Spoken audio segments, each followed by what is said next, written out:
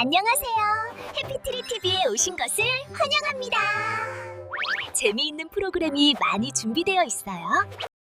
읽어주는 창작동화 준우의 일기 11번째 이야기 용감한 밤.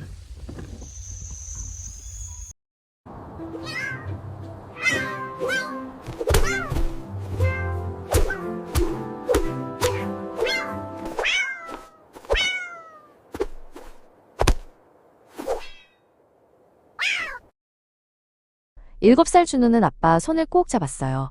칠흑같이 어두운 밤, 둘은 산속 공동묘지로 향하고 있었거든요. 아빠, 꼭 가야 해요?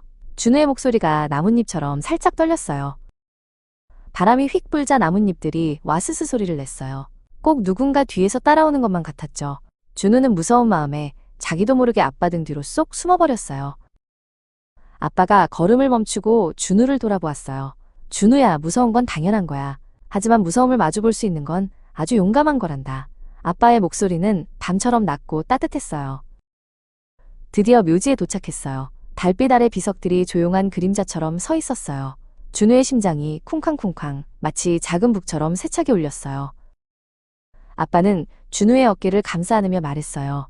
여기에 잠든 분들도 모두 살면서 무섭고 힘든 일을 겪었을 거야. 하지만 모두 용기를 내서 씩씩하게 살아냈단다. 준우도 앞으로 살다 보면 어려운 일을 만날 수 있어. 아빠는 우리 아들이 그럴 때마다 스스로 이겨낼 수 있는 강한 마음을 가졌으면 좋겠어. 오늘 밤처럼 말이야. 준우는 아빠의 말을 듣고 다시 주위를 둘러보았어요. 이상하게도 이제는 아무것도 무섭지 않았어요. 쏴! 바람 소리는 나무들의 자장가 같았고 비석들은 밤하늘을 지키는 든든한 병정들 같았죠. 준우가 아빠를 올려다보며 환하게 웃었어요.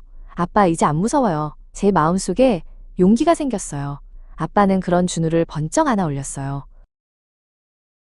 집으로 돌아오는 길, 준우의 발걸음은 가볍고 씩씩했어요.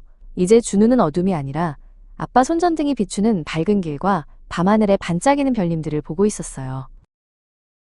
그날 밤, 준우는 침대에 누워 창밖의 달님을 보았어요.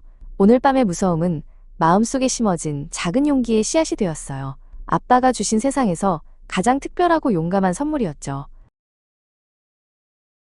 오늘도 준우의 일기를 읽어줘서 고마워. 다음에 또 만나자. 잊지 말고 구독과 좋아요 눌러줘. 안녕.